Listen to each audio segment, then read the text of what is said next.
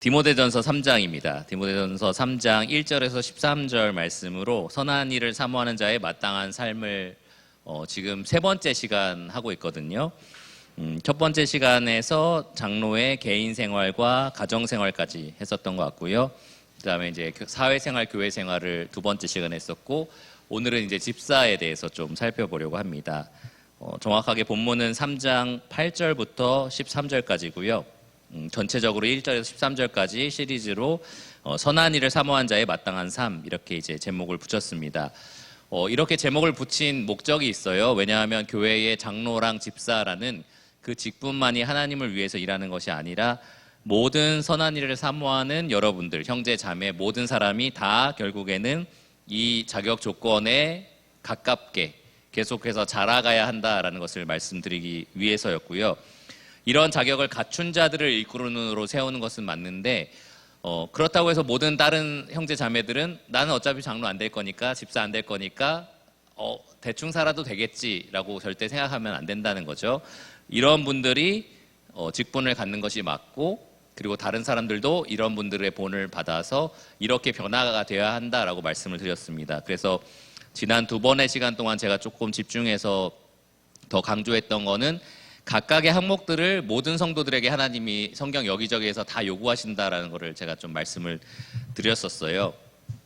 그리고 또 한 가지 중요한 것은 문맥 안에서 바울이 그럼 왜 디모데에게 이런 명령을 주었느냐? 디모데가 에베소 교회에 남겨두고 나서 그곳에서 이제 다른 교훈, 그리고 이제 거짓 교사들의 여러 가지 잘못된 것들을 이제 교회가 받았었는데, 그런 것들로부터 교회를 지켜내기 위해서 바른 교훈, 그러니까 복음을 힘있게 전달하고 또 살아내는 일꾼들이 많이 필요했던 거죠. 디모데 자신이 그렇게 했었던 사람이고, 그전에는 바울이 그런 영향을 이 에베소 교회에서 끼쳤던 사람인데, 그 둘이 부재하는 경우에는 이제 이런 일꾼들을 세워서 그 일들을 감당하게 해야 한다라고 이 편지를 쓴 겁니다. 그래서 적어도 우리가 일꾼이 되지 않더라도, 그러니까 이런 직분을 맡은 사람이 되지 않을지라도 이런 사람이 직분을 맡아서 교회를 진리로 지켜야 된다, 거짓 교훈으로부터 보호해야 된다라는 이 공감대를 가지고 있어야 된다라고 제가 말씀을 드렸었고요. 두 번째로는 아까 말씀드린 것처럼 우리 모두가 다 이렇게 힘써서 이런 자질을 갖추기 위해서 노력해야 된다라고 말씀을 드렸습니다. 왜냐하면 결국 우리 모두가 다 그리스도의 직분이 있든지 없든지 일꾼이기 때문에 그래요. 여기 오늘 특별히 살펴볼 집사라는 단어는 디아코노스라고 부르거든요. 디아코노스라고 해서 뭔가 집사하면 대단한 직분을 교회 안에 가진 집사님 오셨습니까? 막 약간 이렇게 느껴지잖아요. 근데 이 당시에 디아코노스는 사실 식탁에서 시중을 드는 하인을 뜻했어요. 그러니까 가장 낮은 계급에서 일하는 일꾼이었고요. 그러니까 남들이 볼 때 대단히 높아 보이는 사람이 아니라 오히려 좀 천하게 여길 수 있는 그러한 일꾼을 가리켰습니다.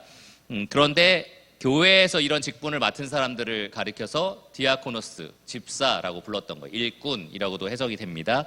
로마서 16장 1절에 보면 사도 바울이 나의 자매 일꾼 베베라고, 예전에는 집사라고 번역된 성경도 있었는데 일꾼으로 번역이 됐어요. 일꾼 베베라고 자매도 이 명칭을 통해서 그렇게 일꾼으로 가리킵니다. 그래서 여러분들 지금 주일학교로 섬기고 있는 분도 있고, 학생의 교사로 섬기고 있는 분도 있고, 여러 가지 다양한 곳에서 지금 다 섬기고 있을 거예요, 교회 안에서. 그러니까 여러분도 사실은 일꾼인 거예요. 그렇죠? 그러니까 이런 자격을 내가 갖춰야겠다라는 결단을 오늘 말씀을 통해서 하셨으면 좋겠습니다. 직분이 있든지 없든지 우리 모두가 그리스도 일꾼이기 때문에 그래요. 여기 3장 8절을 보시면 어떻게 말씀이 시작되냐? 이와 같이 집사들도로 시작합니다. 이와 같이 집사들도.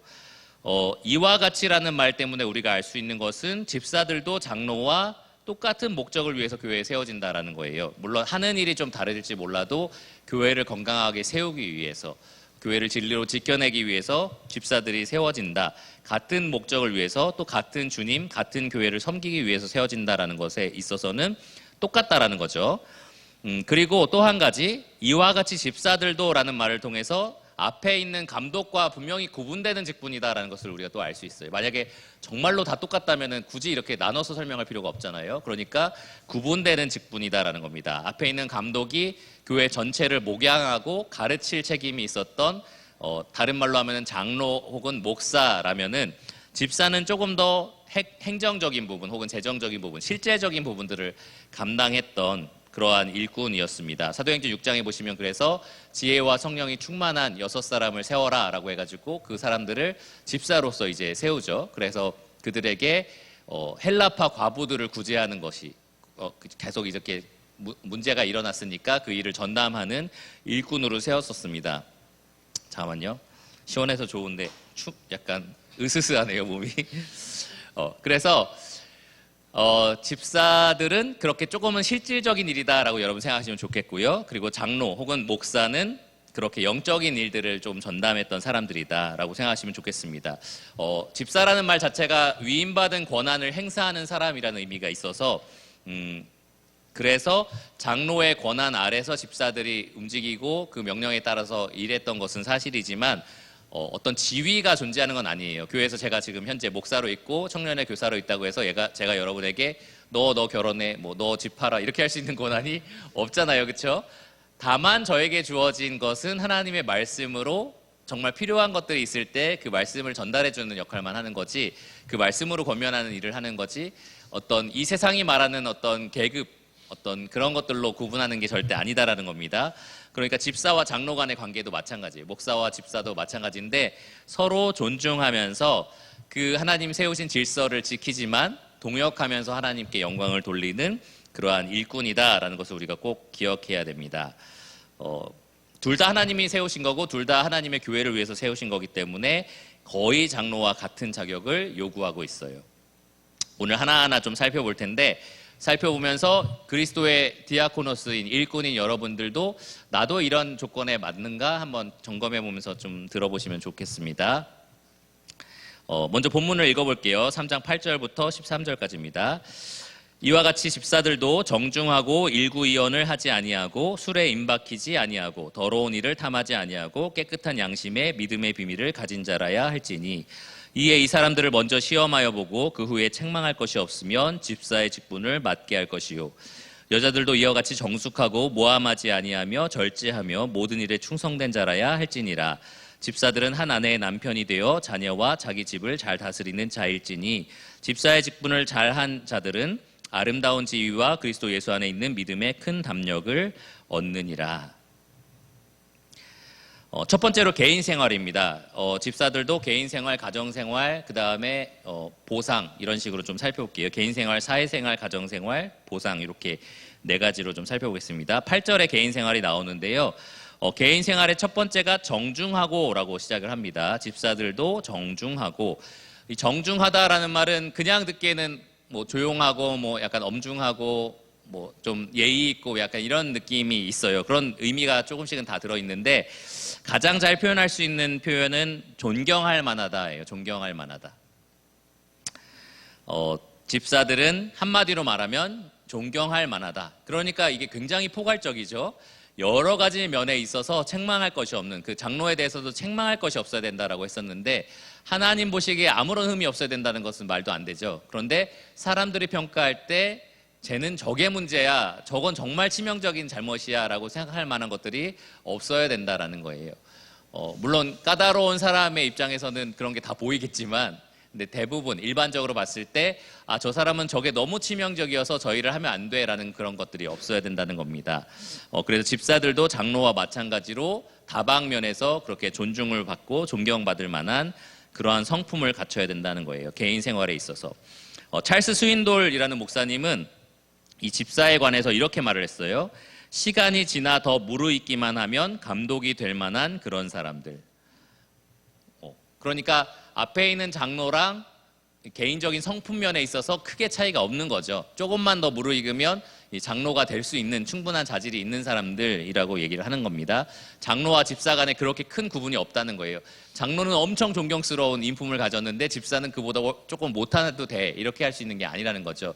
여러분 뭐 과일 고를 때 최상품이 있고 그보다 조금 못한 거 있잖아요. 그런 식으로 구분할 수 없다는 겁니다. 집사도 장로 못지않게 개인적인 성품에 있어서는 뛰어나야 한다라고 지금 이야기를 하는 거예요.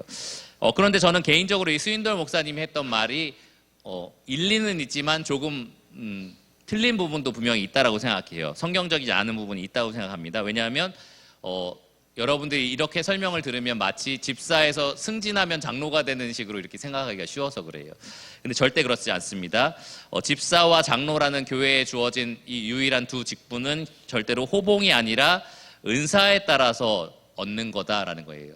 어느 정도 호봉이 쌓이면 무르익으면 그 장로라는 곳으로 이제 승진할 수 있고 이런 개념이 절대 아니다라는 거고요. 특별히 이 장로에게 요구된 것, 집사에게 요구되지 않았는데 장로에게 요구된 것이 무엇이냐면은 가르치기를 잘한다라는 거거든요. 그게 은사입니다. 가르치는 은사인데 그 가르치는 은사가 시간이 지난다고 해서 자연스럽게 취득되는 게 아니잖아요. 이게 하나님 주신 은사니까. 그래서 수인도울 목사님 말한 부분은 이런 면에서 좀 틀렸다라고 우리가 말할 수 있을 거예요. 그런데 아까 제가 처음에 설명한 것처럼 둘에게 요구되는 인품에 있어서는 거의 차이가 없기 때문에 그런 면에서는 이게 좀 일리가 있다라고 제가 말씀을 드린 겁니다. 그만큼 집사는 그리스도의 장성한 분량을 장로만큼이나 담기 위해서 애써야 한다는 거예요. 존경할 만하다가 그 정도의 의미를 갖는다라는 겁니다. 여러분들도 주일학교 학생회 교사 뭐 여러 가지 일들로 교회 안에서 섬기고 있을 텐데 난 집사도 아니고 장로도 아닌데 그런 성품을 내가 갖출 필요가 있나? 이렇게 생각하시면 안 돼요. 그런 성품을 시간이 지날수록 더 갖춰가야겠다라고 생각을 하셔야 됩니다. 앞서 장로에게 요구됐던 것이 이 정중하다 외에도 여러 가지가 있었어요. 책망할 것이 없다. 한 아내에게 충절해야 된다. 절제하고 신중하고 단정하고 관용하고 겸손으로 옷 입어야 된다. 구타하거나 다툼을 피해야 된다. 대접을 잘해야 된다. 이런 여러 가지 특징들이 있었는데 이것이 집사에게도 동일하게 발견돼야 한다는 거죠. 그런데 여기에서는 구체적으로 3가지만 언급을 합니다. 적어도 이 3가지는 집사에게서 발견되면 안 된다라고 부정적으로 지금 이야기를 해요. 그 첫 번째가 무엇이냐면 바로 일구이연을 하지 않는다라는 겁니다. 일구이연을 하지 않는다. 예찬 형제 일구이연 뜻 아십니까? 저 의도가 없어요. 그냥 물어보는 거예요. 알고 있죠? 한 입으로 두 말하는 것을 일구이연이라고 얘기를 합니다. 말과 관련된 자격이에요.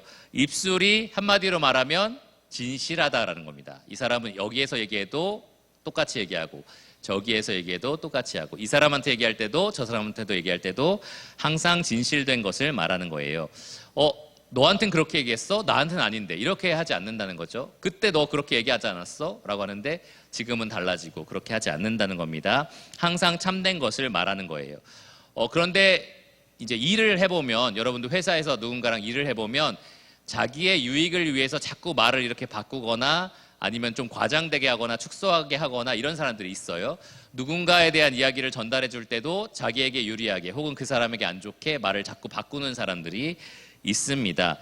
세상에서는 일 잘하는 사람이 수단과 방법을 가리지 않고 일을 해내는 거거든요. 그것을 따내는 것이 정말 일을 잘하는 건데 교회의 일은 그렇지 않아요. 교회의 일은 수단과 방법이 진실한 사람, 수단과 방법까지도 진실한 것이 교회의 일을 잘하는 사람이라는 거죠. 그러니까 이것을 요구하는 겁니다. 그 입에 항상 진실된 것이 있어야 한다라는 거예요. 여러분이 이제 학생회나 주일학교 계속 얘기하지만 여러분이 주로 그런 일을 하고 있어서 얘기하는 건데 팀 사역이잖아요, 그렇죠? 여러분 학생회 회의하죠. 주일학교 회의를 합니다. 팀 사역인 거예요. 그러면 각자 자기에게 맡겨진 분량이 있어요. 일이 있어요. 너 이거 해와, 이거 너 담당이야 라는 얘기를 서로 합니다. 그런데 그 중에 저 친구는 저 일을 안 할 것 같다라는 사람이 있어요. 할게요 라고 하는데 분명히 안 할 것 같은데 왜냐하면 축적된 거지. 지금까지의 역사를 봤을 때 분명히 안 할 사람이다라는 게 축적된 거예요. 아니요, 저는 할 겁니다. 분명히 해올 겁니다. 언제까지 할 겁니다. 라고 하는데 분명히 안 할 것 같은 거야. 그러면 이 사람은 일구이연하는 사람인가요? 그렇죠. 진실하지 않은 거예요. 내가 못할 것 같으면 그때까지는 안 될 것 같습니다라고 해야 되고 할 것 같으면 하겠습니다라고 해야 되는 거죠. 그러니까 이 사람의 말에 그만큼의 신뢰성이 있어야 된다는 거예요. 그게 같이 일할 때는 그 정도의 어떤 신뢰할 수 있는 사람이어야 한다는 겁니다. 이 집사라는 사람이 교회에 단독으로 혼자 일하는 사람이 아니잖아요. 여러 집사와 함께 사역을 하고 또 여러 장로와 함께 동역을 하는 사람입니다. 그러니까 적어도 이 면에 있어서는 그 입에서 나온 말은 신뢰할 수 있는 말이어야 된다라고 지금 이야기를 하는 거예요. 특별히 성도들을 대하는 일에 있어서는 그런 것들이 자꾸 신뢰를 깎아먹는 거거든요. 팀으로 일할 때는 사실 교사 전체 혹은 집사 장로라는 이 일꾼 전체에 대한 신뢰를 깎아먹게 되기 때문에 이 말에 있어서 항상 진실된 것을 말하는 일꾼들을 세워라라고 지금 이야기를 하는 겁니다. 예수님은 그 입에 무엇도 없으셨다라고 얘기하죠. 베드로전서에 나오는 말씀인데 그 입에 거짓도 없으셨다라고 이야기를 합니다. 그러니까 그 예수님이 세운 일꾼이라면 당연히 그 입에 거짓이 없어야겠죠. 진실이 있어야 됩니다. 그래서 그렇게 항상 진실만을 말하는 일꾼을 세워야 된다라고 지금 말을 하는 겁니다. 여러분들도 그렇게 항상 입에서 믿을 수 있는 말, 진실한 말을 내는 일꾼들이 되시기를 바랍니다. 아마 여러분들도 그럴 거예요. 아까 말했던 그런 회의들에서 뭔가 저 사람한테 맡길 때 쟤는 안 할 것 같은데 이런 친구들 있을 거예요. 그러면 같이 일하기 싫잖아요. 그렇죠? 저 사람은 못 믿겠어. 쟤한테 맡기지 마. 이럴 겁니다. 그러니까 그런 일들이 없어야지 된다라는 거죠. 여러분이 지금 하고 있는 일 가운데 먼저 그런 사람이 되시고 교회에서 그런 직분을 세울 때도 그러한 사람을 세워야 된다라는 겁니다. 두 번째, 술에 임박히지 아니하고라고 되어 있어요. 술에 임박히지 아니하고.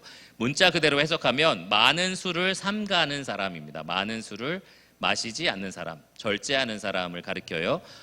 여기에는 술만 나왔지만 사실 모든 종류의 중독에서 자유로운 사람이라고 이야기를 해야 될 겁니다. 모든 중독, 모든 종류의 통제 혹은 중독에서 자유로운 사람, 술을 비롯한 모든 것에 얽매여 있지 않는 사람을 가리킵니다.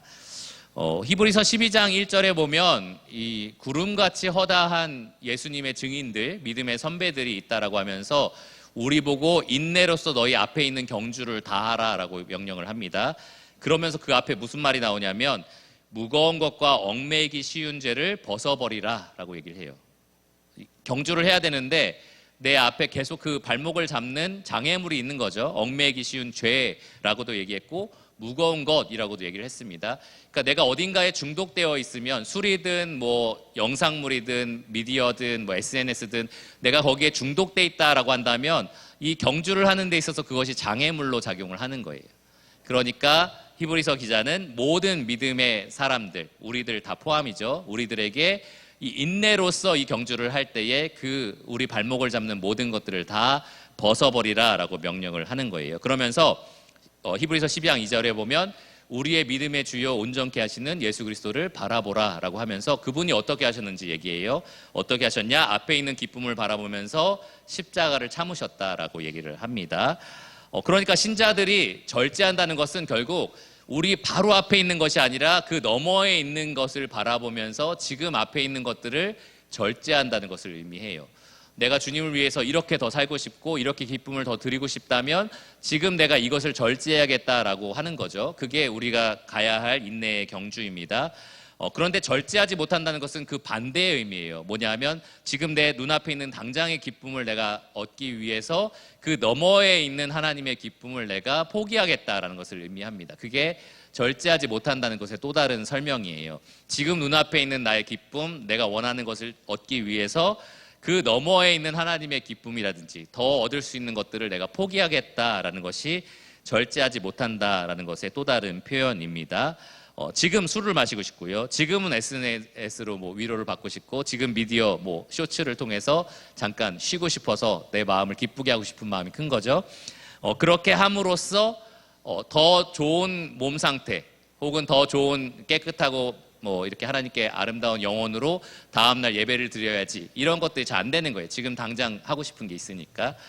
그런데 예수님의 본을 받으라고 했잖아요. 그러니까 예수님을 위한 일꾼들은 예수님처럼 그 너머에 있는 기쁨, 아버지의 기쁨과 또 예수님이 섬기기 위한 사람들의 선을 위해서 지금 눈앞에 있는 것들을 포기하고 참아내는 것, 그것이 우리가 해야 할 일이다라는 거죠. 그러니까 어떤 특정한 것들에 계속 절제하지 못하는 사람을 우리는 절대로 집사로 세워서는 안 냅니다.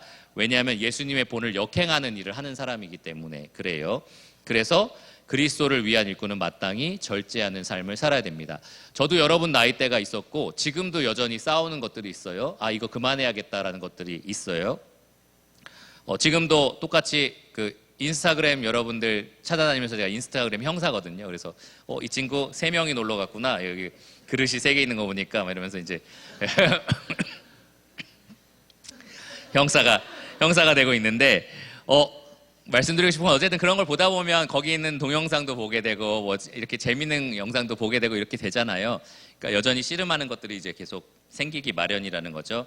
그런데 간질간질해서 지금 어쨌든 그러는 때 항상 마음속에 드는 질문이 언제까지 너 이럴 거야? 라는 질문이 있어요. 너 언제는 한번 확 그만두고 주님을 위해서 완전히 다 바치겠다라는 마음은 항상 있는데 오늘은 쉬고 싶고 오늘은 놀고 싶은 거죠. 그럼 언제까지 그럴 건데? 내일도 쉬고 싶고 내일 되면 또 오늘이 되잖아. 그러니까 오늘까지만 쉬자. 그 다음날 되면 또 반복. 그러면 80까지 이렇게 살 건가? 내가 막 이런 생각이 드는 거예요. 근데 여러분도 다 그럴 거예요. 마음속에 언젠간 난 절제할 거야. 언젠가 주님을 위해서 모든 걸 절제하고 나의 모든 것을 드리고 싶어라는 마음이 다 있을 겁니다. 그런데 지금 하셔야 된다.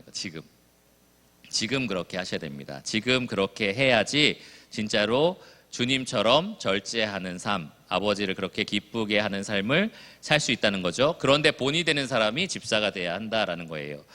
뿐만 아니라 여러분도 지금 아까 말한 것처럼 주일학교 학생들에게 본이 되는 선생님이고 학생의 아이들에게 본이 되는 선생님들이잖아요. 여러분 양심의 가책이 없습니까? 학생의 아이들한테 너희들 핸드폰 좀 그만해 라고 하고 나는 집에 가서 계속 하고 있으면 가책이 되지 않나요?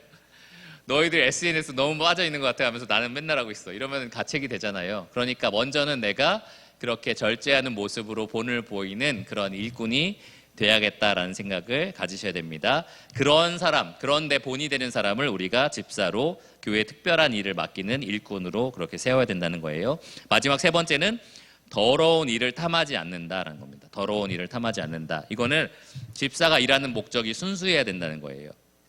사람의 인정을 받기 위해서 집사가 되고 싶다? 안 되는 거고요. 나는 사람의 칭찬을 갈구한다? 그래도 안 됩니다. 인정과 칭찬은 절대 안 된다. 뭐 누가 대단하세요 그러면 그런 말 하지 마세요. 뭐 이렇게 하라는 게 절대 아니에요. 근데 그것을 내가 원해서 일한다라면 안 된다는 거죠. 일할 때 혹시나 내가 뭔가 콩고물이라도 얻을 수 있지 않을까? 부와 재물을 어떻게든 얻을 수 있지 않을까? 이런 마음으로 일해서는 절대 안 된다는 겁니다. 이 당시 에베소 교회의 거짓 교사로서 교회를 많이 힘들게 했던 일꾼들이 이런 더러운 이득을 취하려고 했던 사람들이에요. 사람들에게 특별한 지혜가 나는 있다라고 가르쳐주면서 돈을 받으려고 했던 그러한 사람들이 많았습니다. 그래서 더더욱 바울은 장로나 집사나 이 부분에 있어서는 정말로 순수하게 주님을 위해서만 일해야 된다라고 얘기를 하는 거예요. 우리가 그런 사람들을 인정해주고 알아주고 또 그런 사람들의 필요를 채워주는 거는 너무나 좋은 일이지만 그 일을 하는 사람이 그 목적을 위해서 한다라는 것은 굉장히 이 고상한 일, 선한 일을 어그러뜨리는, 왜곡시키는 아주 부끄러운 일이 되고 맙니다. 그래서 그러면 내가 정말 주님을 위해서 일하는가 어떻게 할 수 있느냐? 여러분이 특별히 일할 때 기쁘지 않을 수가 있어요. 힘이 빠질 때가 있고. 그러면 왜 그런지 한번 잘 생각해 보세요. 내가 누군가의 인정을 받지 못해서 지금 이 일이 더 하고 싶어지지 않은 걸까? 누군가가 내가 이 일을 열심히 하고 있는데도 칭찬해주지 않으니까 나는 더 이상 하고 싶지 않아. 이런 식으로 내가 되고 있는 걸까라는 생각을 이제 해보는 거죠. 내가 이 일을 하는 동기가 무엇인가를 생각해 보는 겁니다.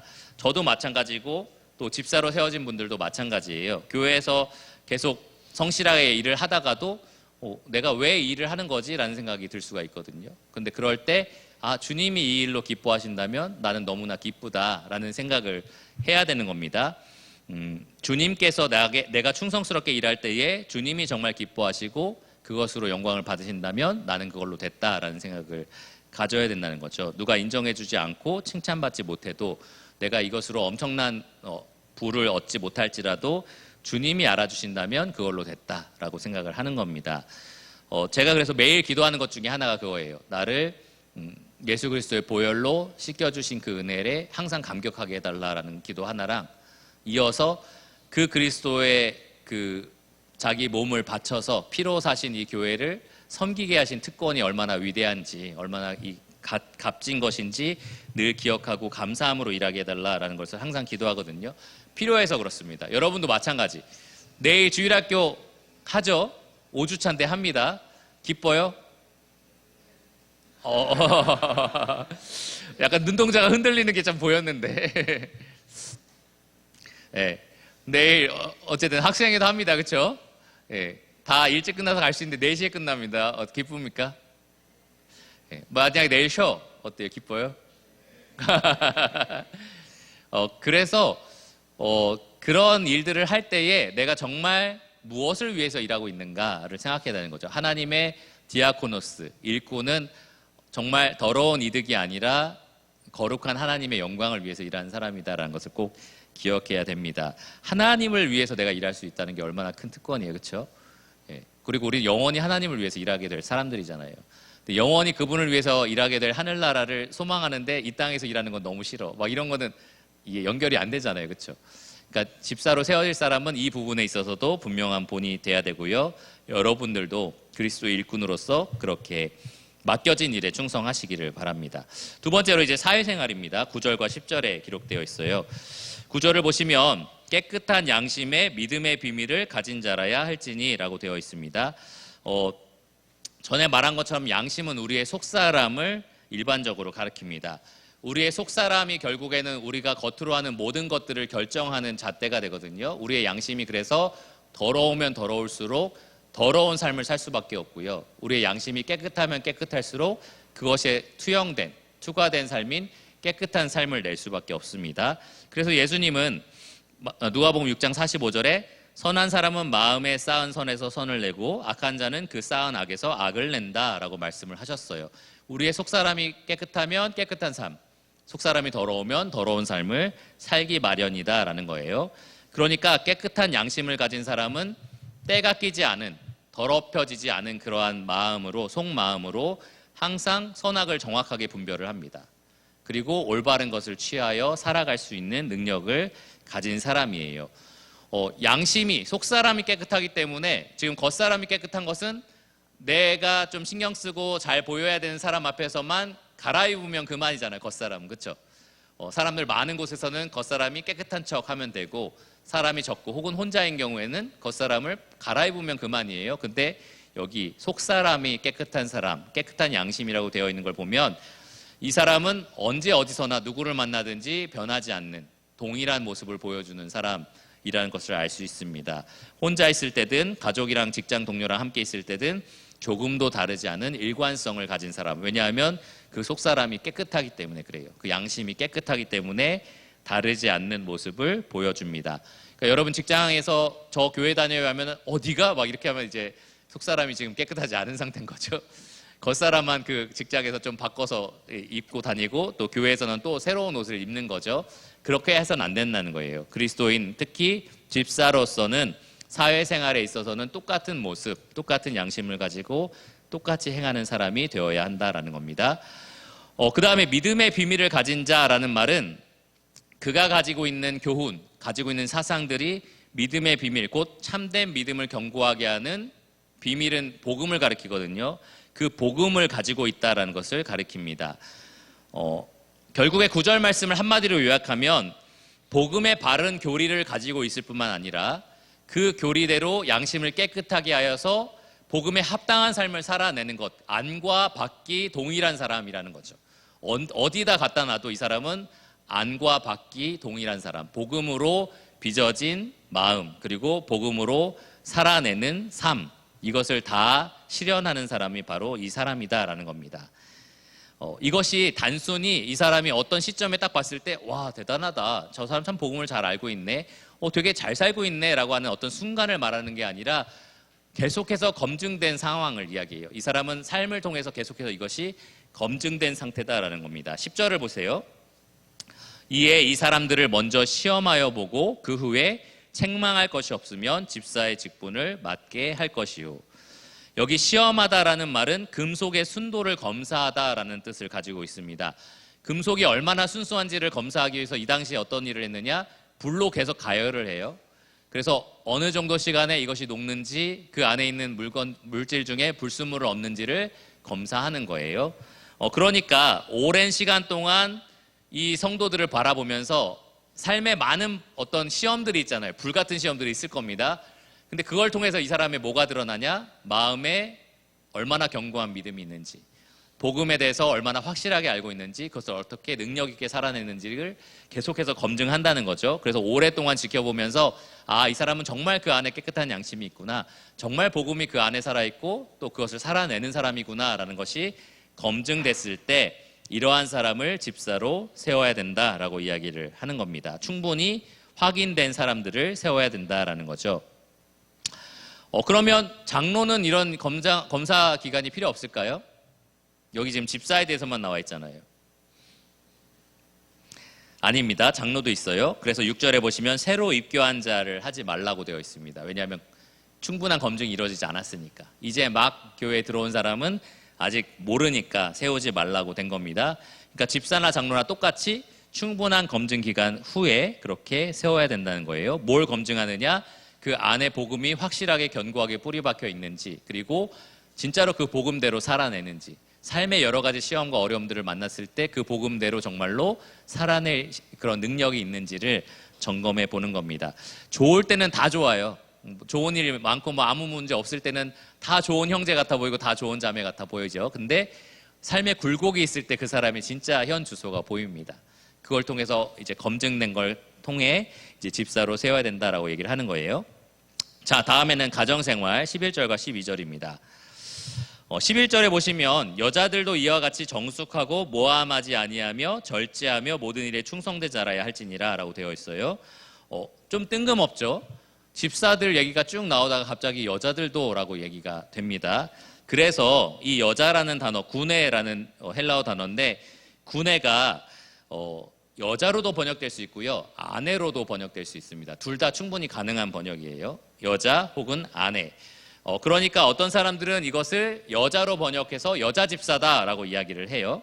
아까 바울이 말한 베베가 그러니까 여자 집사의 대표적인 예다라고도 얘기를 하는 거죠. 그런데 이 디모데전서 전체 문맥을 보시면 2장으로 넘어갔을 때 그 바로 전 문맥이죠. 여자들에게 아주 강력하게 선포한 게 있습니다. 교회 안에서 오직 조용할지라, 잠잠하라, 남자들을 가르치거나 주관하는 것을 허락하지 않는다, 이렇게 분명하게 이야기를 했거든요. 그런데 갑자기 여기에서 여자 일꾼은 이렇게 이야기하는 것이 조금 어울리지 않는 것 같고요. 또 한 가지, 실컷 집사 얘기를 하다가 갑자기 여자 집사 얘기하고, 그 다음에 또 12절로 가시면 집사들은 한 아내의 남편이 되어라고 하면서 다시 남자 집사 얘기를 하잖아요. 그러니까 이 중간에 갑자기 여자 집사 얘기하는 것이 어울리지 않는다라고 생각이 듭니다. 그래서 아내로 저는 생각을 해요. 아내라고 생각을 합니다. 그래서 집사의 아내도 집사처럼 이러한 부분에 있어서는 문제가 없어야 된다라고 성경이 요구한다라는 거죠. 뿐만 아니라 여자들도 이와 같이라고 되어 있는 것을 보면 꼭 이것이 집사 아내만 가리키는 것보다는 장로에게도 해당이 된다고 생각해요. 그래서 장로의 아내도 이와 같은 성품을 분명히 갖춰야 된다라고 생각을 합니다. 동일하게 요구가 된다라고 충분히 유추를 할 수 있는 거죠. 생각보다 많은 목회자들이 혹은 집사들이 아내 때문에 일을 내려놓는 경우도 많아요. 아내가 이러한 성품적인 면에서, 은사적인 면에서 교회에 큰 해를 끼쳐가지고, 그래서 집사나 장로도 같이 일을 그만두는 경우가 생각보다 많습니다. 그래서 저도 결혼할 때에 아내에게 제가 개인적으로 연애 결혼했거든요. 그래서 같이 사귀자라고 아내한테 얘기했는데, 아버지가 저를 불러서 네 맘대로 결정하는 거 아니라고, 그러면서 너는 네가 스스로 원하는 사람하고 결혼하면 안 된다고 막 이러시는 거예요. 그래서 아니 제가 원하는 사람하고 결혼도 못합니까? 막 이렇게 얘기를 했었는데, 다행히 감사하게도 하나님이 또 좋은 사람과 함께 결혼해서 또 함께 섬기게 하셨습니다. 근데 아버지나 그 당시에 교회 인도자들이 고민하셨던 건 그거예요. 이제 이런 자격을 갖춘 자매랑 결혼해야 된다라는 생각을 하셨기 때문에 그렇습니다. 그럼 어떤 자매들이 이제 그 집사나 장로의 아내에 합당하느냐? 혹시 여기 있는 자매님들 중에 나는 장로랑 결혼하고 싶다, 혹은 집사랑 결혼하고 싶다라고 생각이 드신다면, 혹은 나중에 결혼을 했는데 내 남편이 장로가 되거나 집사가 된다고 했을 때 나는 어떤 자격을 갖춰야 되느냐 궁금하다면 잘 들어보세요. 네 가지죠. 요구가 됩니다. 뭐냐 하면 첫 번째로 정숙하다라는 거예요. 정숙하고. 이 정숙하다라는 것은 앞에 남자 집사에게 요구됐던 정중함과 같은 뜻입니다. 그래서 존경할 만하다. 굉장히 포괄적인 표현이죠. 여러 가지 면에서 책망할 것이 없는, 존경할 만한 그러한 성품을 가져야 되는 거예요. 저 자매는 다 좋은데 항상 뒤에서 뒷담화를 해. 이러면 안 되는 거죠. 네네. 네. 저 자매는 다 좋은데 도박을 좀 하는 것 같다. 이러면 안 된다는 거예요. 이러한 어떤 책망받을 아주 치명적인 약점이 있어서는 안 된다는 겁니다. 두루두루 일반적으로 볼 때 이 사람은 참 존경할 만하다라는 성품을 갖춰야 된다라는 거예요. 그리고 두 번째로는 모함하지 않는다라는 말이 있습니다. 이것도 집사에게 요구된 거랑 굉장히 유사합니다. 아까 일구이연이라는 말이 있었잖아요. 근데 이 여자에게도, 그 아내에게도 이 언어에 대한 것들이 요구되는 거예요. 다른 사람을 거짓으로 속이지 않는 것, 그렇게 해를 끼치지 않는 것. 그러니까 입술에 항상 진실된 말이 있어야 된다라는 겁니다. 교회에 굉장히 많은 일들이 말로써 이루어지거든요. 상도를 세워주는 거, 격려하는 거, 위로하는 거 다 말로 되잖아요. 근데 이 말에 있어서 진실되지 못하다는 것은 굉장히 치명적입니다. 그래서 언어도 이 진실된 말을 하는 사람이어야 된다라는 거고요. 세 번째, 절제하다라는 말이 있습니다. 이것도 아까 집사에게 술에 임박히지 않는다는 게 요구된 것처럼 똑같이 절제하는 게 요구되는 거예요. 집사는 술을 안 먹는데 집사의 아내는 맨날 술 먹는다, 이러면 안 되겠죠. 그러니까 이런 면에 있어서 절제하는 모습을 분명히 보여줘야 된다는 거고요. 마지막 네 번째는 모든 일에 충성된 자가 돼야 한다. 아내로서 모든 일에 포함되는 것은 1차적으로는 가정을 돌보는 일이겠죠. 가사나 가정을 돌보는 일, 자녀를 양육하는 일, 그런 일에 있어서 일단 본이 돼야 되는 거고, 또 가지고 있는 은사로 성도들을 섬기는 것, 일꾼으로서 남편과 함께 돌보는 일, 그리고 교회에 맡겨진 일을 하는 것, 모두 다 충성스럽게 하는 것이 필요합니다. 이것이 집사나 장로의 아내에게 요구되는 그러한 자질이다라는 거죠.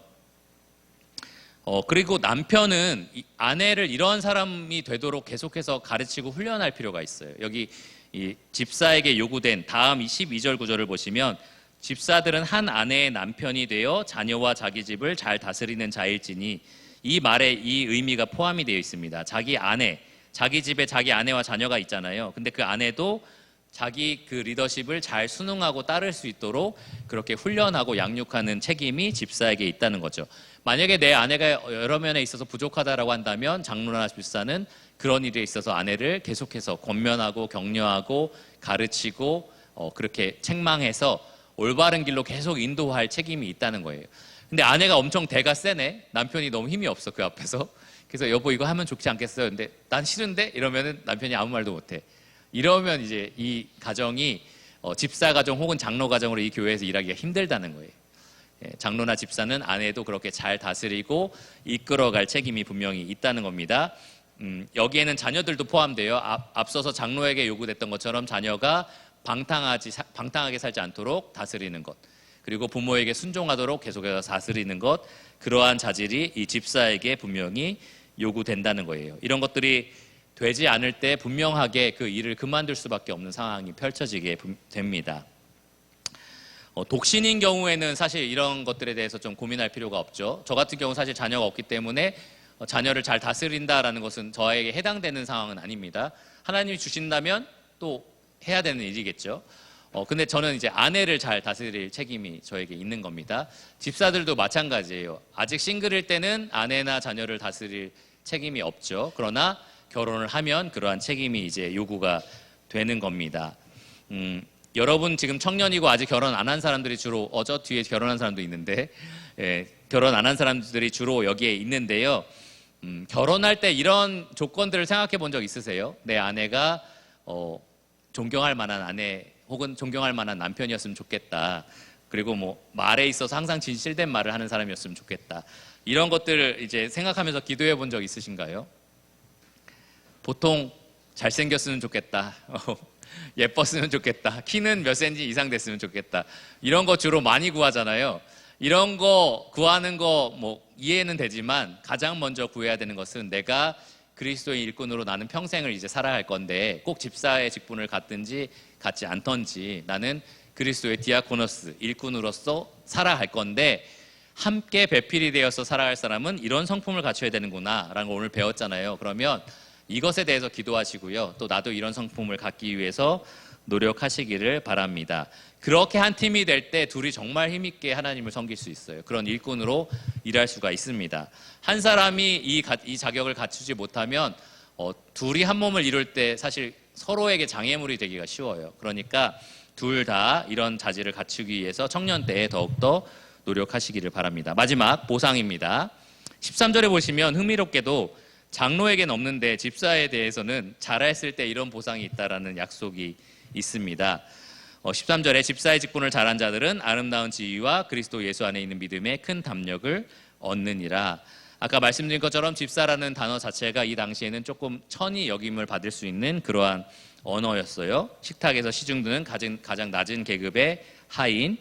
그러나 세속적인 관점으로 평가할 때는 그렇지만 이 주님 안에서 바라볼 때 그것이 굉장히 높은 직분입니다. 왜냐하면 예수님이 천국의 법칙을 알려주셨는데 낮은 자가 높은 자고 섬기는 자가 가장 큰 자다라고 분명히 말씀하셨기 때문에 그래요. 직분이 있든지 없든지 우리는 그리스도를 주로 모시고 주를 위해서 일하는 일꾼들로 지금 교회에 있습니다. 여러분 맡겨진 은사대로 맡겨진 그 영역에서 부서에서 지금 열심히 주를 위해서 일하고 있어요. 그런데 그 일하는 것이 결코 헛되지 않는다라는 겁니다. 어떤 보상이 주어져 있느냐? 두 가지가 있습니다. 첫 번째로는 아름다운 지위고요. 두 번째는 믿음의 큰 담력입니다. 먼저 여기에 잘한 자들이라고 되어 있어요. 아무나 이런 것들을 얻는다는 것이 아니라 충성된 자들이라는 것을 의미합니다. 성경은 분명히 맡은 자들에게 충성을 요구한다라고 말하고 있고요. 결과물이 좋다라는 게 아니에요. 여러분 주일학교에서 열심히 했더니 내 맡은 아이들이 5명이었는데 10명으로 늘었어요. 뭐 이런 결과물을 얘기하는 게 아닙니다. 여러분이 얼마가 맡겨졌든 얼만큼 충성했느냐를 하나님이 보신다는 거예요. 그런데 그렇게 충성할 때에 하나님은 그것을 결코 넘기지 않으시고 보상을 하신다는 건데요. 이 보상이 그냥 쉽게 생각하면 천국에 가면 상 받겠죠 라고 하실 텐데 여기 나와 있는 보상은 다 현세에서 받는 보상들입니다. 분명히 종말론적으로 이 내세에서도 분명히 이런 것들에 대해서 얻을 수 있는 게 있겠지만 믿음의 큰 담력 이런 것들은 사실 천국에 가면 우리가 똑같이 가질 수 있는 부분이라서 현세에서 누릴 수 있는 보상이다라고 보는 게 더 좋습니다. 그래서 첫 번째 아름다운 지위는 자연스럽게 사람들로부터 존중을 받는다는 거예요. 인정을 받는다는 거죠. 우리가 되게 흥미로운 게 교회에서 나 집사야, 나 장로야 하면서 뭔가 내세우면 인정을 받는다고 생각하는데 절대 그렇지 않습니다. 교회에서는 예수님처럼 겸손히 섬기고 그리고 충성스럽게 섬기면 남들이 입술을 열어서 말해주지 않더라도 다 사람들이 인정해줘요. 다 그것을 조용히 칭찬합니다. 말로 칭찬해주면 너무 좋겠지만 뒤에서 칭찬을 해요.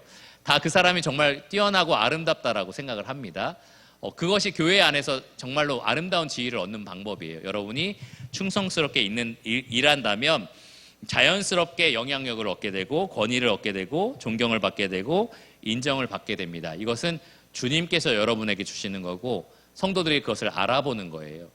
오히려 내가 내세워서 뭔가 높은 데 올라가려고 하고 권력을 차지하려고 하고 영향력을 미치려고 하면 교회에서는 오히려 더 밑으로 추락합니다. 사람들이 벌벌 떨면서 여러분 말을 듣는 것처럼 보일지라도 사실은 뒤에 가면 다 욕을 해요. 진짜 여러분이 아름답게 높여지는 방법은 충성스럽게 맡겨진 일에 임하는 거다라는 거고요. 두 번째로 믿음의 큰 담력을 얻는다라는 것은 여러분이 복음에 둔 그 믿음이 더욱더 견고해진다라는 겁니다. 나의 믿음이 들쭉날쭉하고 올라갔다 내려갔다 하잖아요. 그런데 충성스럽게 주님을 섬기면 섬길수록 그 믿음이 점점 더 견고해지고 점점 더 그 굴곡이 심해지지 않고 그리고 더 분명하게 풍성하게 하나님과 영생을 누리게 된다라는 것을 말합니다. 나는 진실로 구원받았다라는 것을 알게 되는 거고요. 내가 그리스도 안에 그리스도가 내 안에 있다라는 것을 확실한 믿음으로 점점 더 깨닫게 된다라는 거예요. 사실 목사로서 제가 일할 때에 가장 큰 수혜가 무엇이냐, 가장 큰 이득이 무엇이냐라고 물어본다면 글쎄요, 뭐가 있을까요?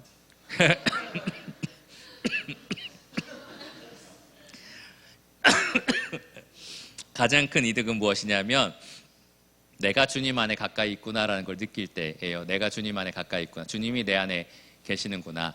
말씀을 잘 전하고 내려왔을 때 오늘은 정말 대단했어. 내가 이런 얘기 했을 때 성도들 눈빛 봤어. 막 이런 생각을 하면 하나도 기쁘지 않고 사실 그거는 그냥 인간적인 기쁨이잖아요. 그게 아니라 오늘 말씀을 전했을 때 역사하신 하나님을 나도 느꼈고 내 안에서 일하시는 하나님을 내가 경험한 거죠. 그랬을 때 정말 기뻐요. 그게 정말 내가 하나님 안에 있다. 나의 믿음이 하나님께 있구나라는 것을 느낄 때 정말 기쁩니다. 때로는 교회 안에서 실망스러운 일이 있고 성도들이 어려움을 겪을 때 내가 뭔가 못해서 저런 일이 있나라고 우울할 때도 분명히 있거든요. 근데 그렇게 상황은 좋지 않지만 그 어려운 상황 속에 주님이 나랑 함께 계시다는 믿음이 굳건해지면 그때만큼 기쁠 때가 없어요. 그러니까 주님을 위한 일이 그렇습니다. 내가 남이 인정하든 인정하지 않든 결과가 좋지 않든 좋든 충성스럽게 일할 때에 주님은 나에게 이 담력을 주신다고 지금 약속을 하신 겁니다. 나에게 정말 내가 주님 안에 있고 주님이 내 안에 있다는 확신을 분명하게 주시겠다라고 지금 약속을 하신 거예요. 이것만큼 그리스도인에게 있어서 가장 큰 보상은 없을 겁니다. 우리가 그리스도를 얻기 위해서 하늘나라 가면 온전히 얻는 그날이 온다라고 하잖아요. 그런데 이 땅에서 우리가 살아가는 삶은 결국 그리스도를 매일매일 조금씩 더 얻기 위한 투쟁이다라고 얘기할 수 있을 겁니다. 그런데 여러분에게 맡겨진 일에 충성할 때에 하나님은 그 담력을, 확신을 주시겠다라고 지금 약속을 하신 거예요. 내가 그리스도를 얻었구나라는 확신을 여러분에게 주신다는 겁니다. 이게 가장 큰 보상이에요. 여러분이 충성할 때에 하나님이 그런 일들을 주실 겁니다. 집사로서 직분을 가지고 그리스도의 일꾼으로 일하는 사람에게 이런 보상이 주어졌고요. 여러분이 직분이 없더라도 그리스도의 일꾼으로서 일한다면 여러분에게도 똑같이 잘했다, 충성된 종아라는 하나님의 칭찬, 그리고 이러한 보상이 분명히 주어질 겁니다. 그러니까 오늘의 이 말씀, 그리고 지난번에 이 3번에 걸쳐서 하는 말씀이 여러분과 무관하다라고 생각하지 않았으면 좋겠어요. 내가 그리스도의 일꾼으로서 나는 커피를 담당하고 있어요.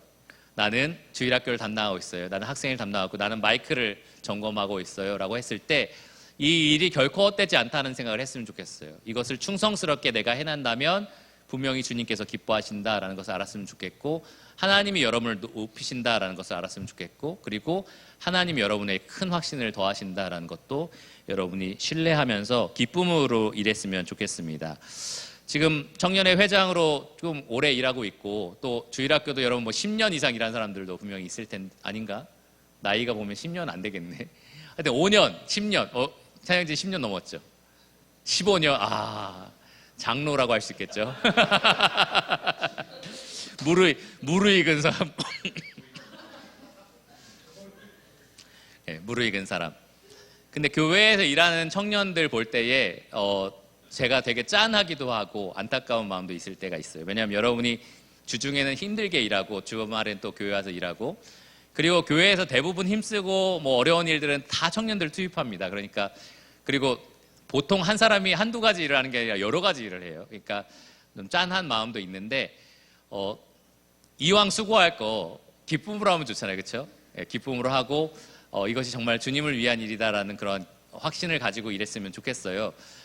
그래서 여러분의 청년의 시기에 결혼하면 더 바빠지고 또 못하게 되는 일도 많거든요. 그러니까 나에게 주어진 이 기회에 내가 정말 전심으로 한번 일해보자, 기쁨으로 일해보자라는 생각을 늘 그렇게 품었으면 좋겠습니다. 시간이 지나면 연초에는 그런 마음을 품었다가도 시간이 지나서 한 이맘때쯤 되면 다 지쳐서 막 그냥 패턴적으로 일을 하는 사람도 있거든요. 주일에 나와야지 막 이러면서 일하고 막 이렇게 되는 경우가 많거든요. 근데 매일매일 이렇게 마음을 새롭게 할 필요가 있어요. 나는 그리스도의 일꾼이다.